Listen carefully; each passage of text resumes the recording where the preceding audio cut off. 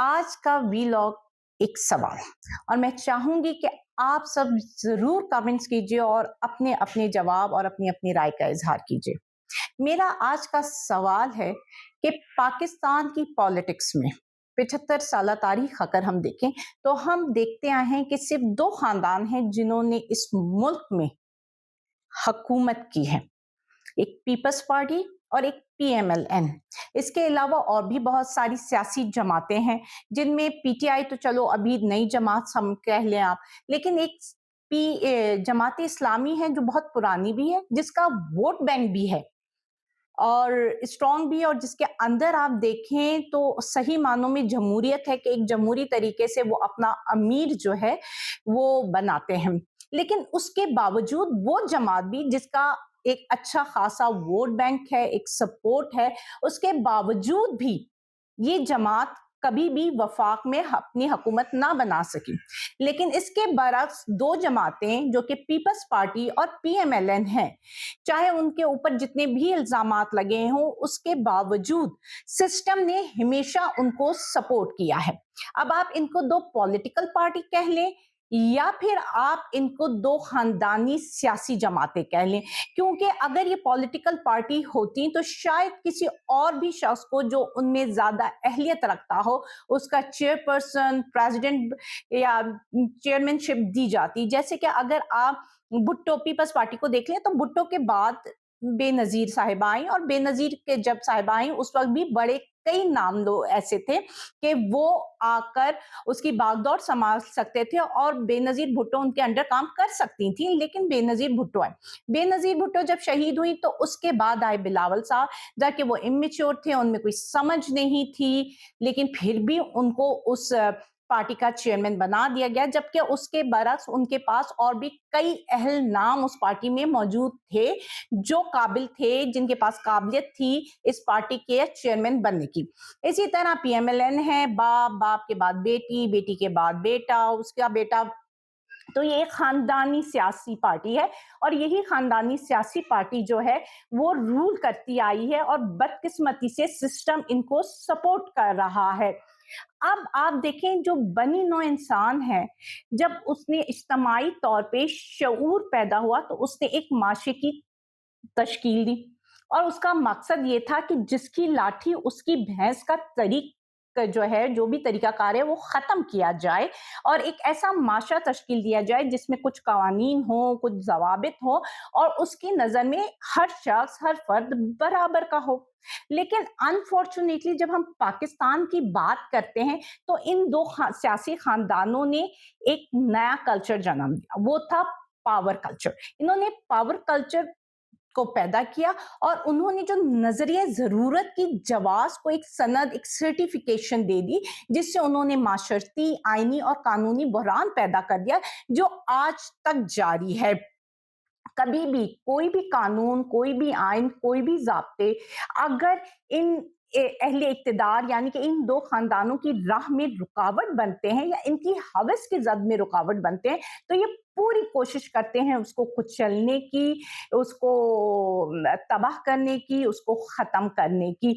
अगर आप देखें पहले यही दो खानदान बारी-बारी अपनी टर्म पे सिस्टम को एक्सप्लॉइट किया करते थे या with the help of the system जो है वो अपने मफादात हासिल किया करते थे। और अगर वो अपने मफादात हासिल करने में उनके उसमें कोई भी रुकावट आती थी, सपोज 1997 का वाकया ले लें या शरीफ खानदान का हम अगर बात करें तो शरीफ खानदान की जब भी राह में कोई रुकावटें आई तो उन्होंने किस तरह जजेस को मैनेज किया, मैनेज नहीं हुए तो किस तरह वो हमला आवर हो जाते हैं अदालतों पे। इसी तरह पीपल्स पार्टी अपने दौर में with the help of the system जो है अपना पूरा सपोर्ट हासिल करती थी, अपने मफादात का तहफ़्फ़ुज़ करती थी और अगर कोई उनके मफादात या उनकी हवस के रास्ते में आता था तो वो उसको एलिमिनेट करने की पूरी कोशिश करती थी और शायद कामयाब भी हो जाती थी। अब अगर मेरी नज़र से मैं पढ़ रही रही थी तो एक व्हाइट पेपर गुजरा। व्हाइट पेपर ये था कि जब ज़ियाउल हक साहब ने टेक ओवर कर लिया था, तो एक व्हाइट पेपर जारी किया गया था, जिसमें बताया गया था कि भई क्या असबाब थे जिसकी वजह से हमें टेक ओवर करना पड़ा। उसमें सबसे पहले बताया गया कि धांधली हुई थी और उसके बाद क्या हुआ। तो मैं सिर्फ़ शुरू के चंद पेजेज़ या मतलब शुरू की बातें जिसमें किस तरह इलेक्शन मैनेज किया गया था भुट्टो के दौर में, वो एक व्हाइट पेपर है, वो मैं आपको पढ़ के उसकी चंद लाइनें पढ़कर सुनाना चाहूँगी। अच्छा, और बताऊँगी कि मैं ये क्यों पढ़ रही हूँ। सबसे पहले वही जो अभी हो रहा है, हल्का बंदी करवाई जाए, तो एक नए तरीके से हल्का बंदी की गई थी और ये इलेक्शंस की बात है। जी, जब ये इलेक्शंस हो रहे थे 1975, 6, 7 की जो हम बात करें, जिसमें जो है इलेक्शन प्लान 1976 की बात है, ठीक है? तो एक इलेक्शन प्लान तैयार किया गया था कि किस तरह पूरे इलेक्शन को मैनेज किया जाएगा। अब उसमें आप देखिए कि उस व्हाइट पेपर के आप पेज नंबर 75 में जाएँगे तो आपको पढ़ने में आएगा कि मिस्टर भुट्टो ने आम इंतखाबात से पहले 1976 में वसी पैमाने पर सरकारी मुलाज़मीन को मुलाज़मत से बरतरफ करने की हिकमत अमली पर अमल करने का फैसला कर लिया था, ताकि सरकारी महकमों के एहलकारों को डगमगाया जा सके। अक्टूबर 1976 में 158 अशखास को मुलाजमत से बरतरफी का शो कॉज नोटिस भी जारी किया गया था। इस पर आप देखें जी, मिस्टर इस्लाम बहादुर खान जो इस वक्त कोयटा डिवीजन के कमिश्नर थे, का इनका एक बयान यूं दर्ज है कि सिविल मुलाजमीन को मुलाजमत के तहफ़्फ़ुज़ की कोई ज़मानत ना थी, ना किसी की ज़िंदगी या ज़ाती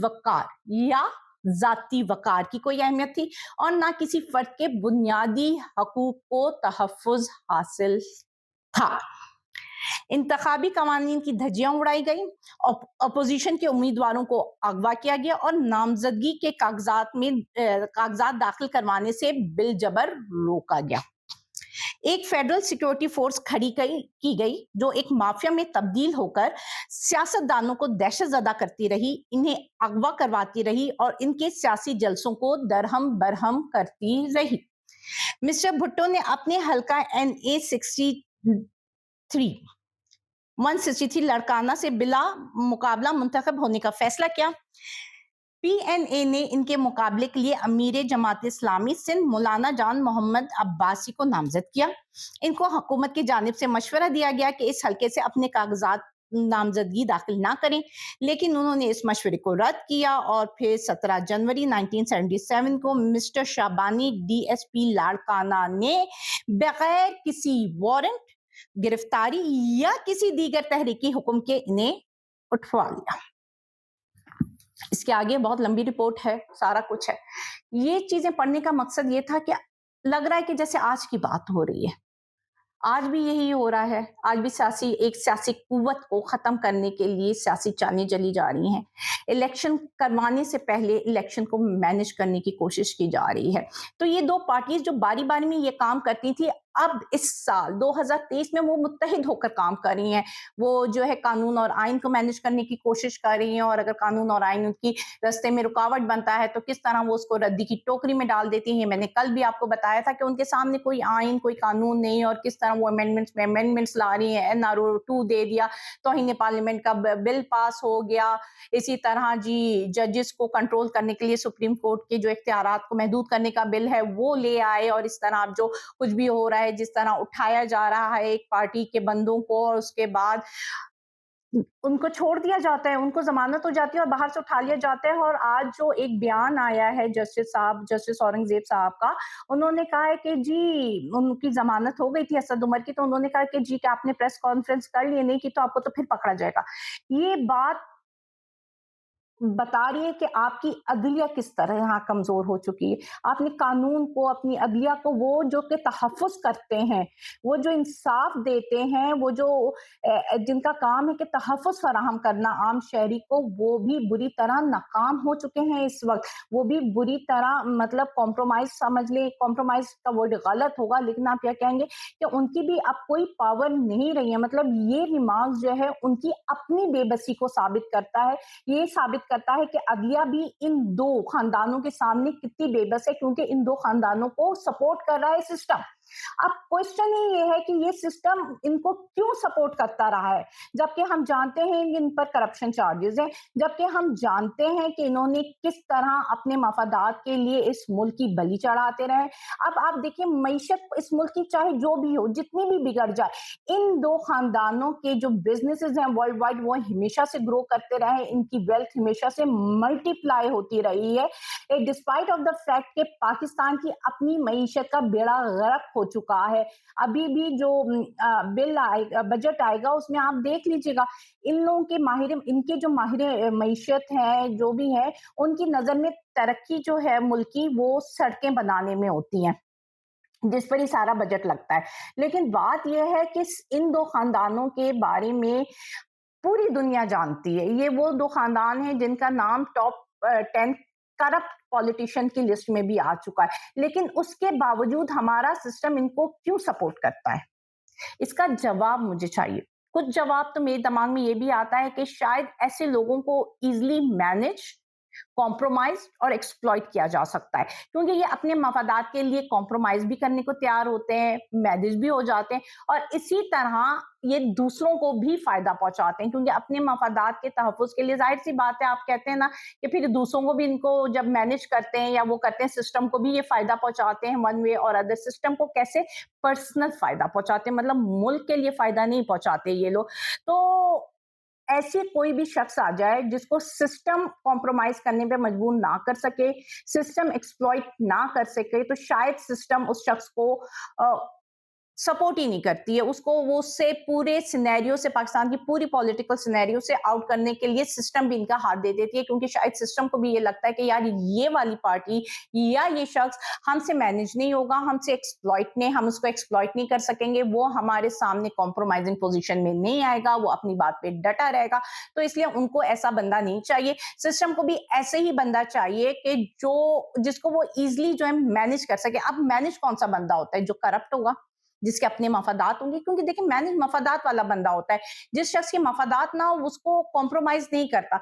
तो ये शायद दो तरफा है। बाकी आप लोगों से मैं राय जानना चाहूंगी, मेरा आज का व्लॉग आम आवाम के लिए, आप लोगों के लिए जो सुन रहे हैं, कि वो बताएं कि आखिर क्यों 75 सालों से यही दो खानदान हम पर मुसल्लत है और पूरे का पूरा सिस्टम इनको सपोर्ट कर रहा है, इनको अपनी पावर दे रहा है, और बाकी जो भी चीज इनके अगेंस्ट जा रही है उसको एलिमिनेट करने में उनकी हेल्प कर रहा है। इसके साथ ही मुझे इजाजत दीजिए। इंशाअल्लाह ताला आपके कमेंट्स का इंतजार रहेगा। अल्लाह हाफिज।